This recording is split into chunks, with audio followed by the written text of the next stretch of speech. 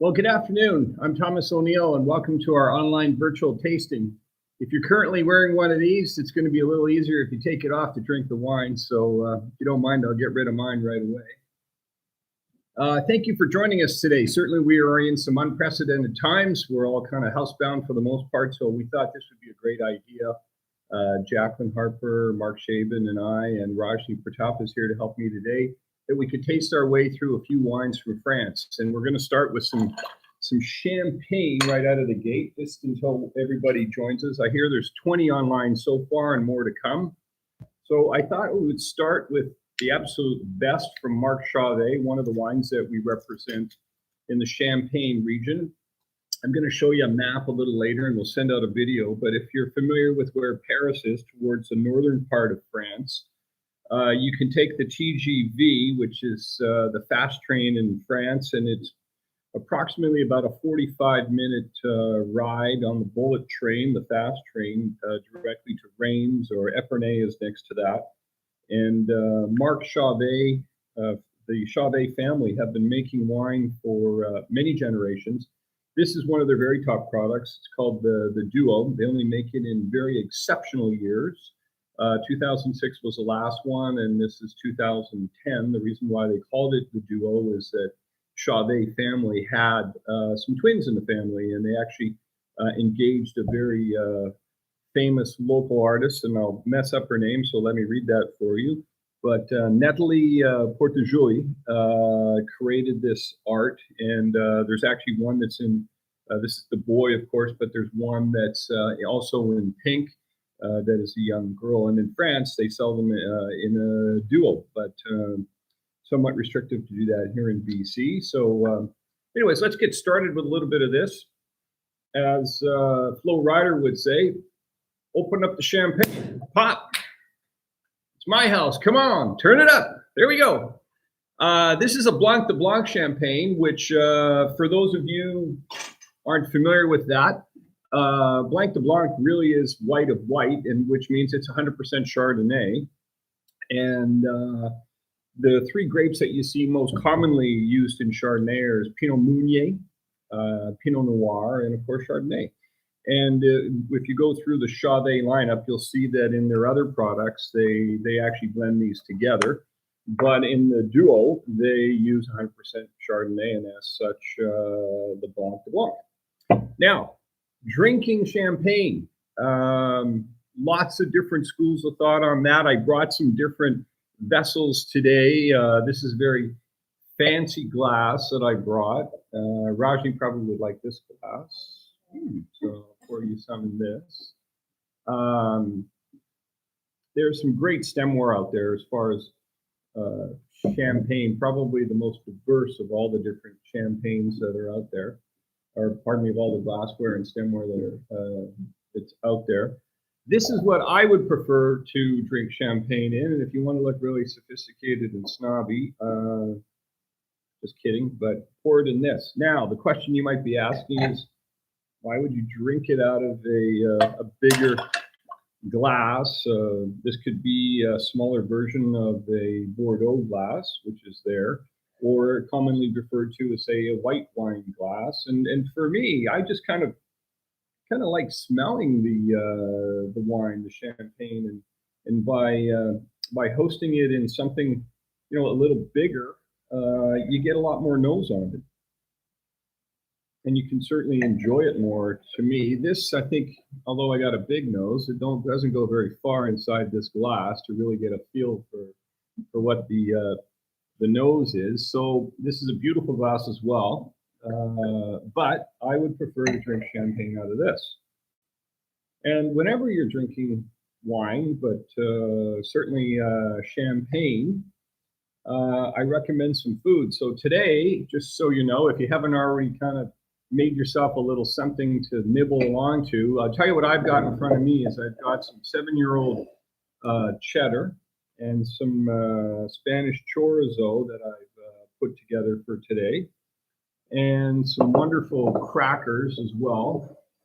And these are with sesame seeds, and some beautiful hummus, very tasty, that'll go with that. And if you want a little bit of sugar and sweet, I brought along a little bit of red pepper spread, a little bit of sugar in that. So if you haven't already got something in front of you to eat and join along today, take a few minutes, grab a little bit of food. We're not going anywhere. I think we'll be here for half an hour.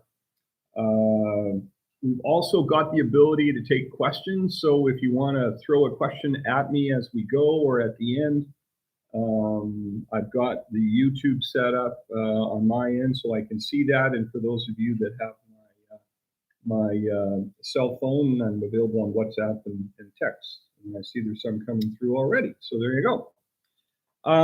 Just a little bit on this champagne before we move south into the Languedoc region of France.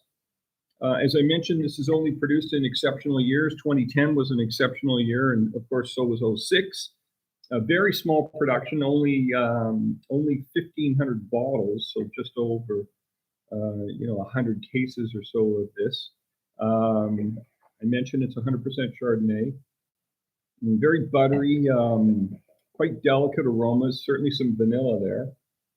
This champagne would age gracefully for at least another 5 or 10 years or more. It'd be interesting to see what it would turn into in time. But very delicious now. Definitely the Chauvet signature seems to gear more towards pear and apple. And I certainly get that here, but with a little bit more toasty element to it than their other entry-level brutes. Very nice. A few more notes on this.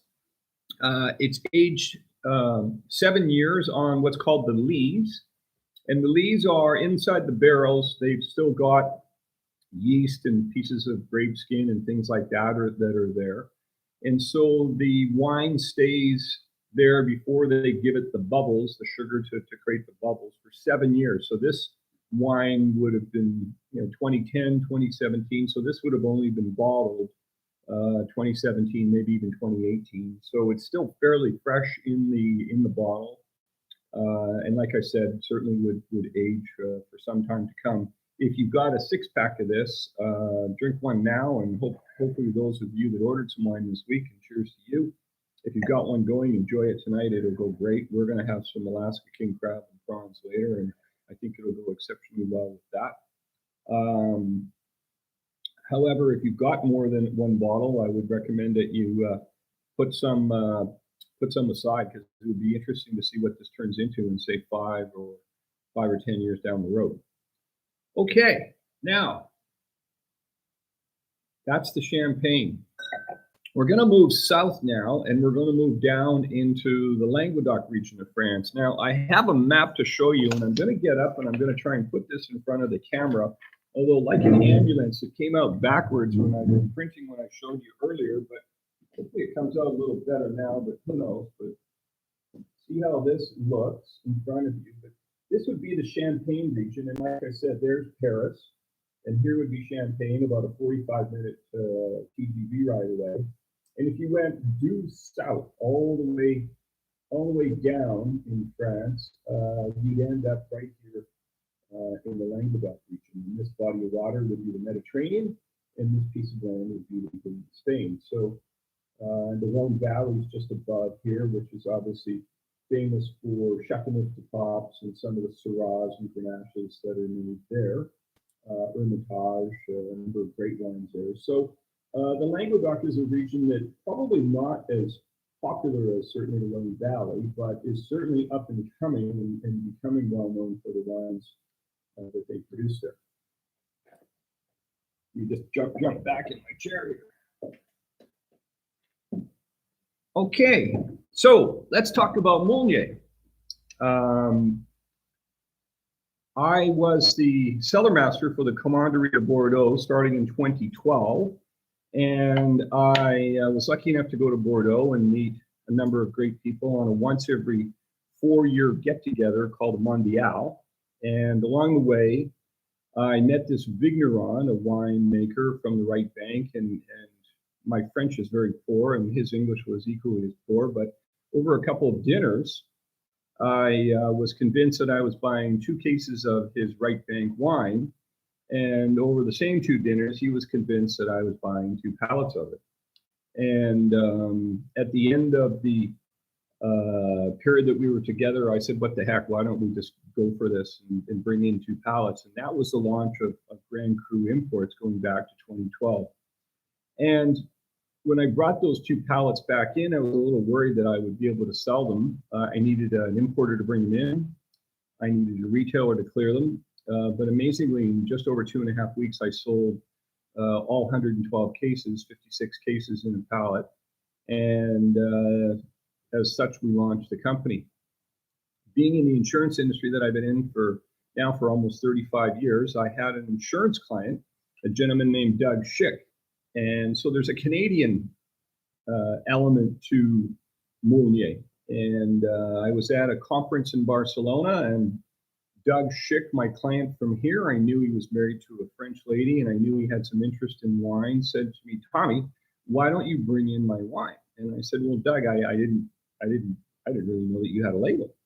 And he said, well, I do and I don't. He says, I make wine with Guy and Stéphane Moulinier. And I said, oh, okay.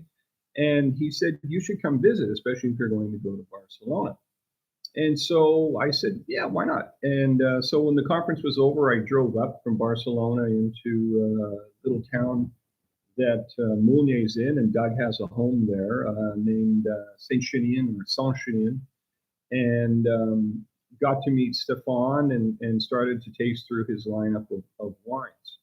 And as it works out, how Doug became involved in the Moulinier vineyard, Domaine Moulinier, was that Doug played rugby for UBC back in the late 60s and early 70s, and he decided he wanted to play professionally, and so he played in the Welsh League, and from 1971 to 1974.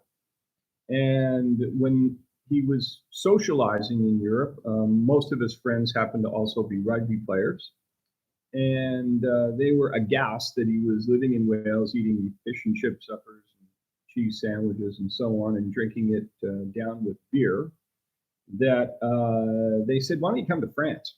And for those of you that are involved in European football know France is very much also involved with a professional league in rugby. And Doug was a standout player. So he ended up playing in Narbonne, France, and Narbonne has a professional team, and he became a star in Narbonne. His friends were concerned about him eating right, and they said, why don't you drink fine French wine and eat really good French food? And that was the start of Doug's career, and as he said, Tommy, my launch into eating better food and wine. But he needed something to do in the off season, so they gave him a job working on the beach in Narbonne. In 1975, they had a kids camp. He was working there, and he met his wife, Marie. Fast forward years later, of course, Marie and Doug get married. They have 2 daughters. They maintain a home in France. Doug was convinced that he should be in the wine business. And so his brother-in-law reached out to him and said, there's a parcel of land, a vineyard that's available for sale. And he said, well, go and make an offer on it. And they did this 2 or 3 times, but each time the family that wanted to sell it knew that he was a foreigner and they refused to sell to him. So when I think it was the 3rd or the 4th plot came up, he said, give them 25% more. So Doug said to me, well, now that I knew I had vineyards, what was I going to do with them? And I didn't know anything about making wine, but now I had to do something with these grapes. So I did some research, he told me, and I found out the best winemaker in the whole region was a gentleman named Guy Moulinier.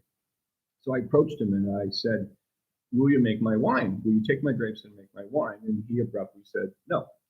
And Doug said, well, would you give it a shot and maybe just look at the vineyard first? And he said, okay, I'll do that. So off they went to look at the vineyard, and Guy did say to Doug, wow, you have, in French, of course, Doug speaks fluent French, you have an exceptional vineyard here.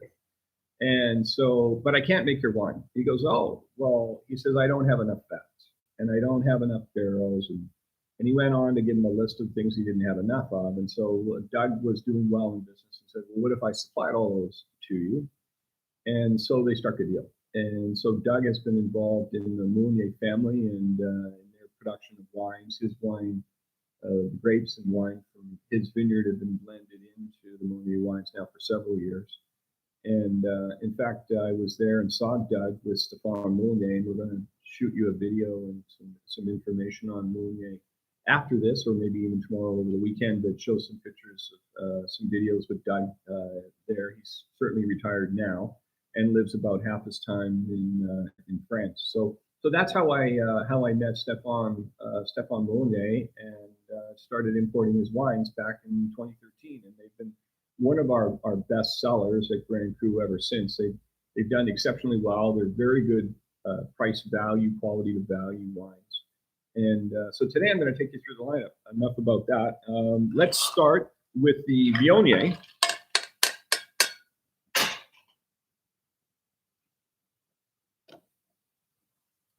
Now, for those of you that aren't familiar with Viognier, I'm going to tell you a little bit about it. It's a grape that you don't see very often on its own, or at least not in these parts. Where I've seen it over the years is in the United States. There are some French producers, and similar to what they do in the Alsace region with Rieslings and Pinot Gris, they make a different product for the North American market than they do for the local market. And what I mean by that is it's sweeter. Sweeter in the North American market. So every time I've had a Viognier, it's usually been the last wine that I can find at some function, and I go, well, let me try that. And when I've tried it, it's usually very sweet. So when I tried this Viognier, I was like, okay, well, I'll give it a shot, but I'm not really sure, what I think of Viognier. But I grew to love it real fast. And if you've got some of this and you're drinking it right now, the first thing I get on this is just this nice fresh acidity on the nose. It's just kind of alive and talking to you. And it's not a grape that you would age for a very long period of time. I would say drink this in the first 2 or 3 years of its life. And the other thing I get on this quite often is, believe it or not, is kind of like a banana cream pie. On it, it's got this just lovely banana freshness to it, and when you stick your nose in it, you kind of go, "Wow, I kind of get that." Right? It's delightful on its own. There's no reason why you couldn't enjoy this entirely on its own.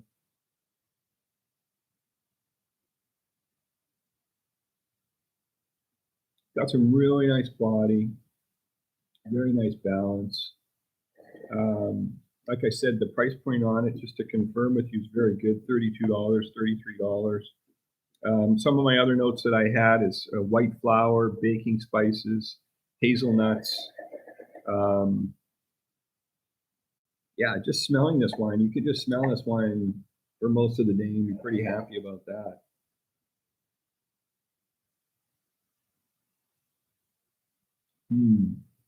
But certainly go well with lighter fare. It's got enough backbone, enough acidity that could handle. I think you could have a pork chop with this, or something, in the lighter meat side. Certainly chicken, but fish for sure. Pate, what I'm having here today, some cheese and things like that. Certainly easy to carry that. But this is a delicious wine and one of my favorites. And for those that have tried the Viognier, it's funny because everyone goes, Viognier, I don't really know anything about it, Tommy. And I said, well, try it. And when they've tried it, for some people, especially those that like white wine, it's worked out to be one of their favorite wines. In fact, they continue to order it by the case, and at $32, $33, it's certainly affordable. If you're trying this at home, shoot me a line and let me know what you think of it. Very good. You will enjoy that tonight. Now, let's move over and try Stéphane's Rosé. This is a blend. It's I believe it's 70% Syrah and 30 Grenache, but let me just check my notes to be sure. Yep, bang on.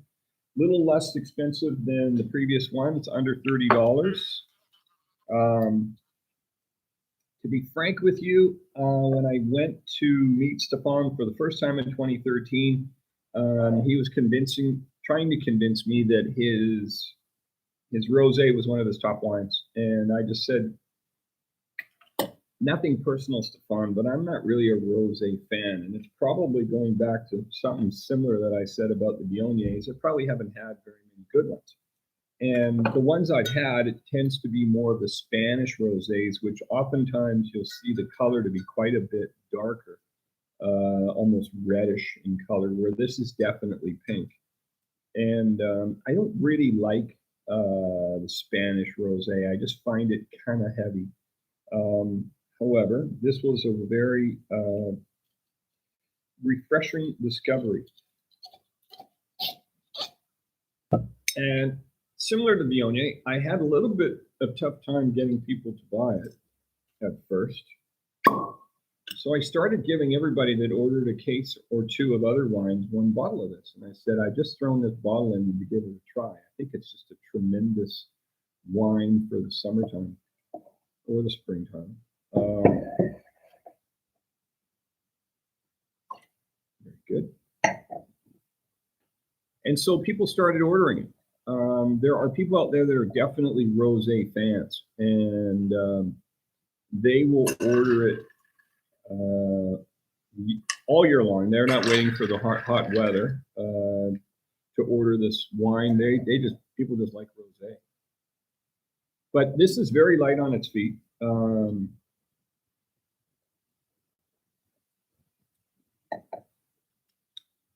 Very peonies, light flowers, rose petals, but it's not entirely light. That it's just light and nothing to it. It's got some decent depth to it, I think. Beautiful nose. Certainly designed for lighter fare food. This is a wine that if you've got some, I recommend you drink it in the first 1 to 2 years of its life while it's still fresh. The vintage that we have here, I think, is 2018. Let me just confirm that. Yeah, 2018. So this is in the perfect spot right now. I wouldn't, if you have any of this in your cellar from previous vintages that you've ordered from me, drink it in the next 2 years, because Rosé is really meant to be drunk when it's young and fresh and lively, and certainly there's nothing better than sitting outside on a warm summer day and having a glass of Rosé.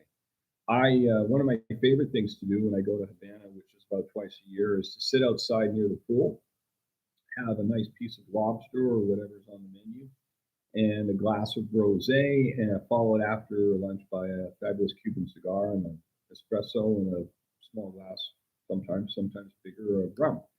And but Rosé is the choice between all the wines that we see on the menu. And unfortunately, it's hard to get any French wines in Cuba, but we end up getting Spanish wines, Spanish Rosés.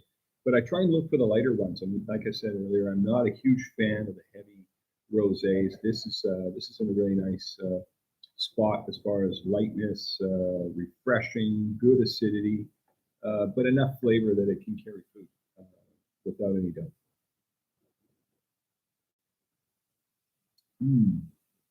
Very good. Okay. Ashley, do you have a question? Okay, good. All right. Hopefully this is all coming to you well at home and you're having a good time. I'll just grab my things closer here so I can look at some of the questions that are coming in. Okay, and there's quite a few of them already. Some of the pretty funny ones as well. I'm on my second bottle. Excellent. Well, that's very good to know. I'm on my second glass of champagne. Oh, that's good. I finished the champagne. What's next? Oh, that's Craig Perry. Huh. Excellent. Good. And how can I buy it now? Very good question. So if you go to grandcruimports.ca, you can buy it on our website. Our retail partner in Vancouver is Marquee Wine Cellars on Davie and Burrard, so you can call them directly and ask for it there. All these wines are available only through one retailer and only through Marc. I've known John Corrides for probably 30 years now, and I thought he was a perfect partner on the retail side. So yes, you can order all these wines. We did a 6-pack selection out to everyone on Monday, and I believe those were all delivered on time for today's tasting. And hopefully you're drinking along. Craig Perry is, Jay Sujarar is, and a number of others. But if these are in stock, you'll get them within 1 or 2 days. If they're not in stock, they'll order them in, and you'll have them within about 2 weeks, just depending on what happens with the COVID situation here. But the normal delivery time to the store is about 2 weeks. Marc Chabin will send you a confirmation that your order is in the system, and then the store will reach out to get your credit card information. So maximum probably 2, say 3 weeks to get wines. A couple of other questions here. This is amazing. I've been losing my mind. Excellent. Glad that we're light entertainment for you, Jonathan. Delivery available throughout BC. Craig Perry says, slow up. I'm going too fast. Laura Starr tells me drink fast. There you go. Oh, I have a question. Yes. Do I get a glass? You can have whatever you want. Would you like my glass? I would love. There's Viognier there too. Okay, let's move on to the reds. Now, there is a few bits of other information that I want to pass on to you because I think these are all important. Before we dive in, now the reds are all 2015, so I'm going to talk about the vintage in just a moment. But I want to just talk a little bit more about the Moulinier family and how they got started. I think I might have mentioned earlier that they're the 5th generation of wine makers. The name Moulinier in French translates to miller in English, which is the producer of olive oil. And as it works out, the Moulinier family, other than producing wine, also has 5 hectares of olive trees that are dedicated to 2 specific olive oils that they make. One's a lighter olive oil, one's a little more heavy and built for heavier foods. Vine average is around 25 years old. Planted inside their total under vineyards about 40 hectares. 70% of that is Syrah, 25% of that is Grenache, and they've got some Mourvedre. And then, of course, the Viognier. Mourvedre is mainly a blending grape. It's often used in Chateauneuf-du-Pape, which, interestingly enough, Chateauneuf-du-Pape is usually a blend of about 5 to 7, and sometimes all the way up to 9 different grapes. Grenache and Syrah would be the 2 biggest ones. But you'll also see a white in there, and oftentimes Viognier is blended into Chateauneuf-du-Pape in small amounts, 1 or 2%, just to give it some lift and some flavor. And there's an indigenous grape in that area that's white that's sometimes blended in too, called Bourbelanque, and it's indigenous to the Languedoc Rhone area. But Mourvedre, for the most part, is a blending grape.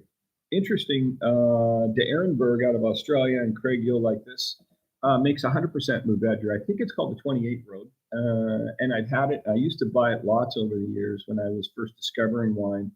Very good value and great wine, lots of body to it. Mourvedre's got some muscles to it.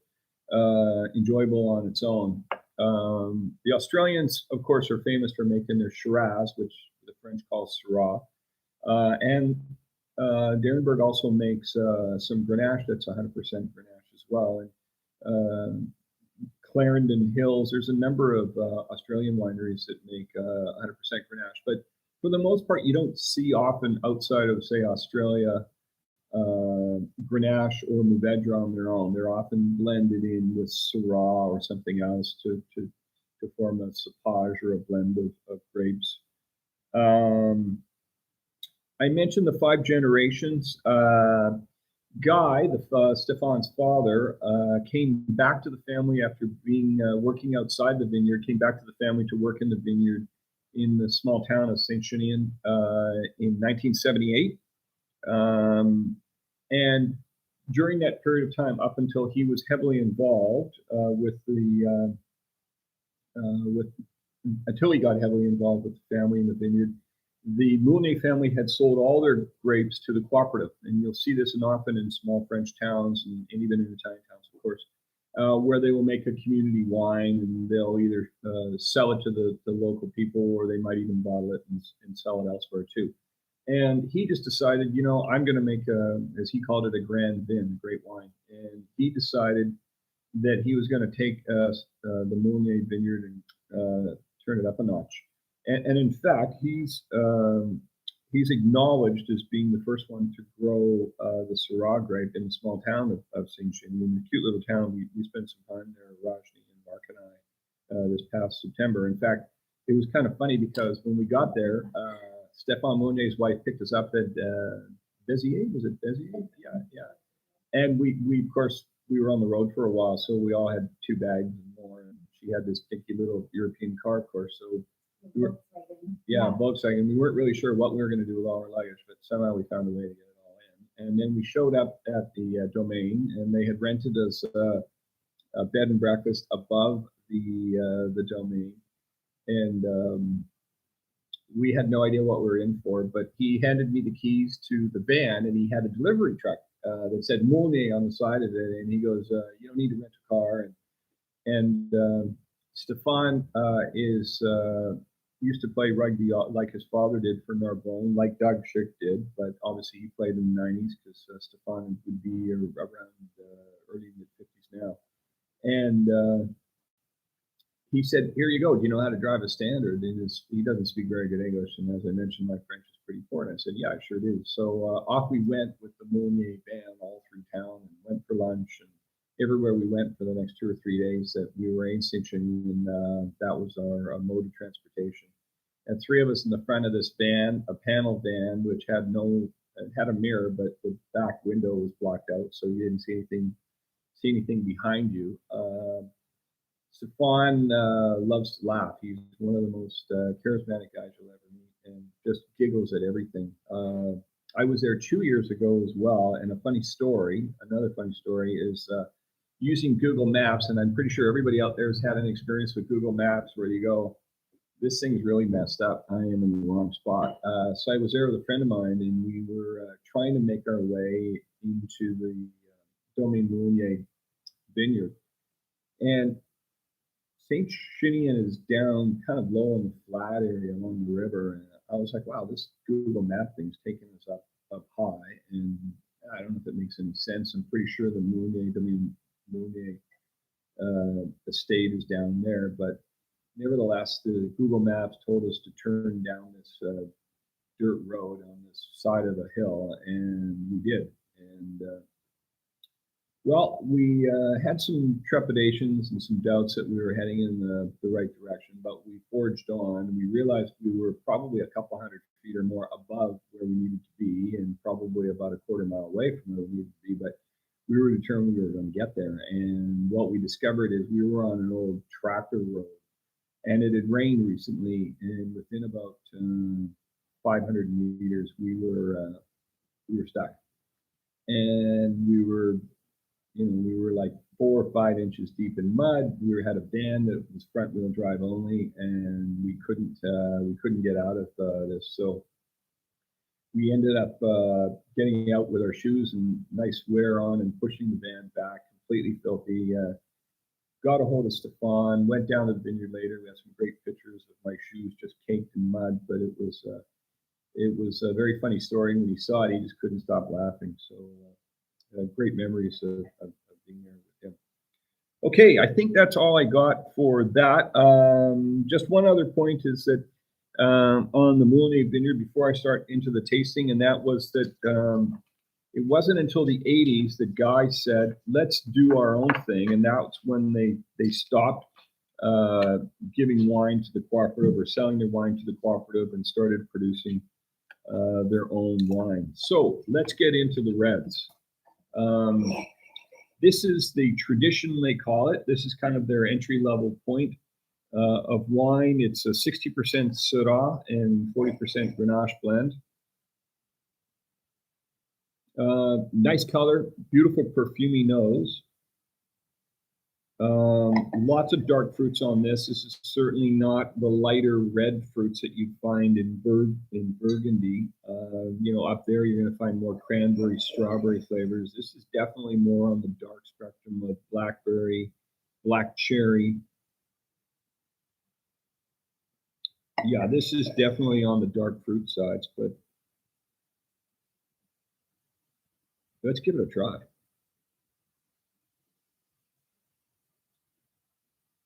Yeah, this is really delicious.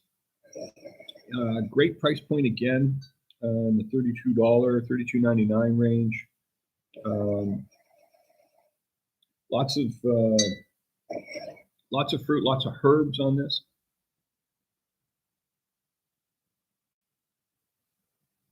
A little bit of olive tapenade. Good lift in the acidity. This would do way better with the food that I have here, and maybe I'll have a little bite of cheese with this and just see how this enhances the wine. But like most wines of the world, you really need to have some food to enjoy them. A little different world with the food. The nice creaminess of the cheese, the acidity on this wine. Yeah, it's not a sophisticated wine. It's not something that you're going to necessarily age for 5 or 10 years, but this is kind of their entry point where you drink it now. And if you've got some bottles of this, and I do, I have some previous vintages that I've opened. It's not going to go bad in your cellar. You know, it's gonna age gracefully for about 5 years or so. This is 2015, and I'll talk just a little bit about the vintage now before I move to the next wine. But 2012, 2013, 2014, for the most part, were pretty wet years in the Languedoc region. Lots of rainfall. If you look at the Parker ratings of the vintage, they were all kind of 87, 88 points max out of 100. Little wet. 2015 came around. Global warming, we could all argue, is here now. And instead of getting their typical 650 millimeters of rain precipitation that year, they got about 350, so just over half. However, the grapes didn't really suffer because the water table was so high that the grapes, the vines were able to go down and find moisture. So 2015 was one of the better years they'd had in many. It cooled off a bit in August, but September they had an Indian summer. The good news about the Indian summer is that it got really cold at night, similar to here in Vancouver. So that's very good for the grapes. The grapes love this hot sun in the daytime, but they like to be cooled down at night. And they pick most of these grapes, by the way, if you go to France or Italy, they usually pick as early in the morning as they can. And you might hear the term cold maceration, and that's, you know, they like this cold to kind of set the juice and the flavors of the grapes. And so they're almost getting a natural cold maceration in the vineyard because it was down to 10 degrees Celsius at night in 2015. So just perfect conditions for picking grapes and then kind of holding that flavor in the grapes as they moved them into the facility to start to ferment. So these are all 2015. So really good year. Really good wines. There's been some stellar good years since then. 2016 was another pretty good year after that. 2017, 2018, kind of mixed depending on where you are in what region. But this is a delicious wine. Not overly complicated, as I said, fairly simple, but very enjoyable. And the price point is very good on it. So I'm happy with this. And like I said, it'll age nicely for up to 5 years. I'm just going to check the questions as I go. Perfect. Thank you, Nick.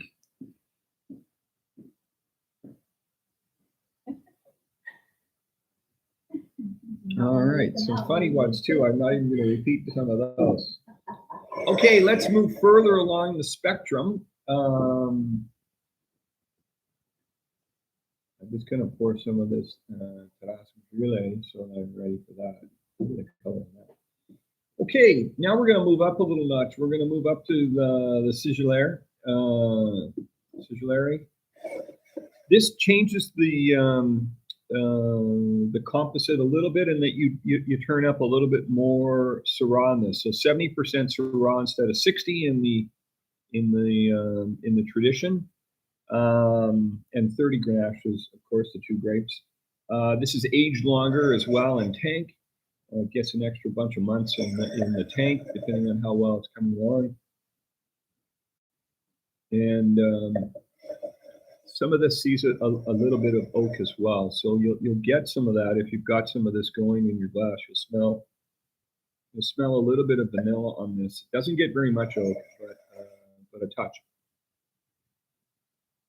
But yeah, this is a little more complex on the nose for sure. I haven't tried it on the palate yet, but you can just, when you stick your nose in this, you'll go, wow, this is a little lot going on in there. Some spice, maybe a touch of cloves. Certainly, again, back on the dark spectrum of the fruit. Blackberry, blueberry, dark cherry. Yeah, it's in a good spot. The Sigillaires is made to age longer than the tradition. It's not that much more expensive. It knocks it up to the $39 range. In most cases, this gets one extra year of age over the tradition, and they take some of the best grapes and the best tanks that they have, and this is what they turn it into. Definitely some sweetness on the nose as well. Touch of licorice.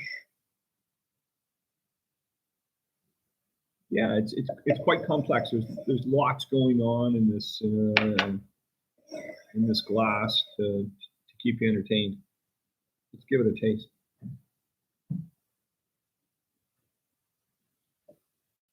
Yeah, there's more complexity to this as well. This is a fuller palate. You just kind of feel this move around your mouth, and yeah, it's got a more of a thickness, if that's the right word, to it. Just a little more substance to it.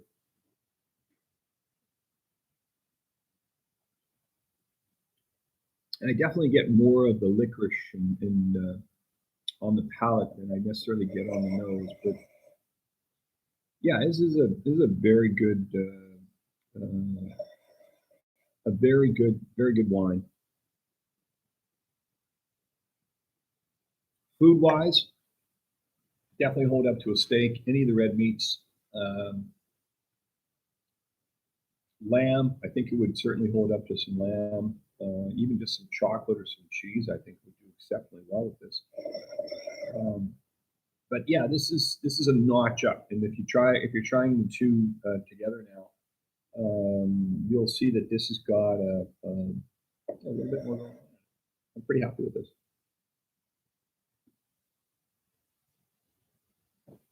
Cheers, everyone. Okay, and moving along.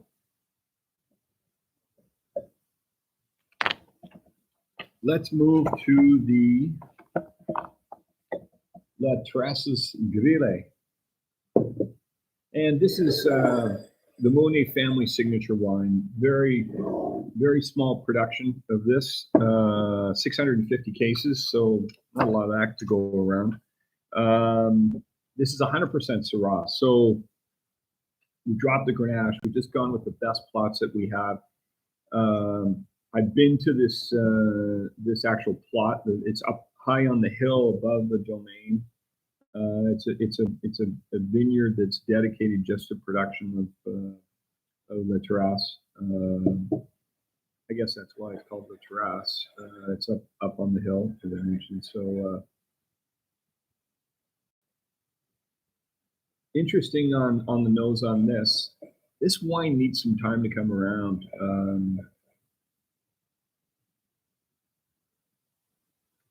Typical Syrah nose, dark fruits, but this bacon fat. I get a little bit of bacon fat in this.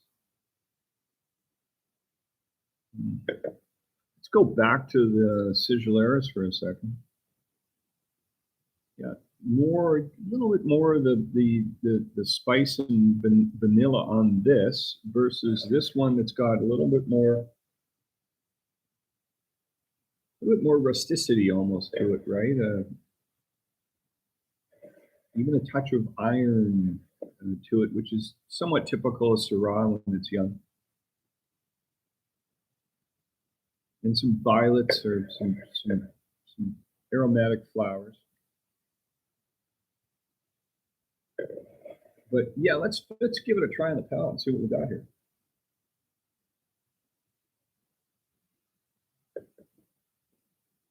Wow, that's really good. It's very smooth. It's an elegant wine. I have to say that this isn't elegant, the Sigillaire, but this is definitely a notch up with the Syrah. I would say if you have some of this and you're going to open it, give it some air if you can. Give it a couple hours of air, I would. And if you've got 6 bottles of this, try and put 2 or 3 away if you can for 3 or 4 or 5 years. I think it'll do very well. When we did the interview, and Marc will send out the interview that we did with Stefan when we were there, this past September, we opened, and I can't remember what vintage it was. Rashi, do you remember the vintage that we opened? With Stefan, we opened, remember we pulled one off the rack? Marc might even remember. 1990?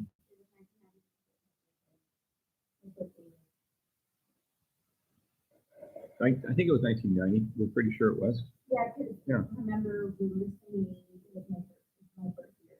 That's right. Yeah.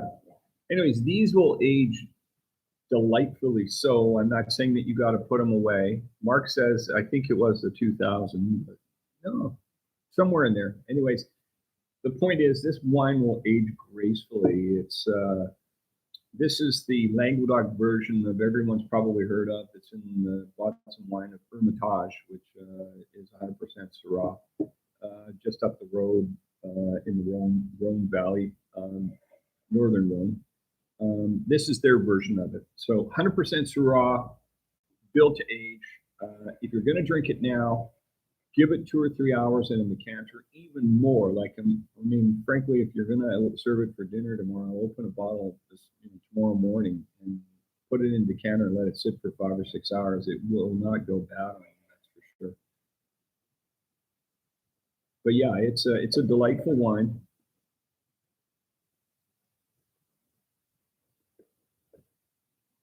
Still a little bit simple in that it hasn't really expanded to give the complexity that it will, but it will over time. Still very good right now. A piece of lamb with this would be unbelievable.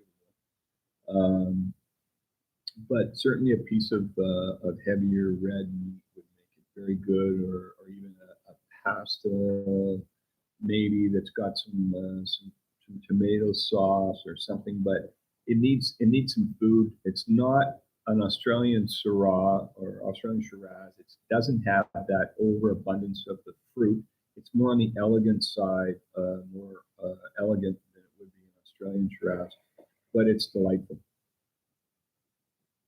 Very, very good.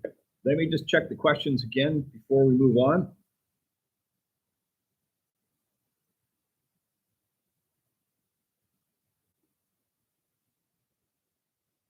Okay, Craig Perry, he likes this wine too. Jonathan. Excellent, good. Well, listen, everyone, I think we've had a pretty good time. Raji, do you want to come in and say goodbye? Everyone's saying you just get a shot of you in this. Then we bring Rajni in to say hello to everyone. Hi, and I just wanted to say cheers to everybody. Get down low enough we can all see it. Anyway, I just wanted to mention our tasting for next Friday. We also need some orders in by Tuesday or Wednesday.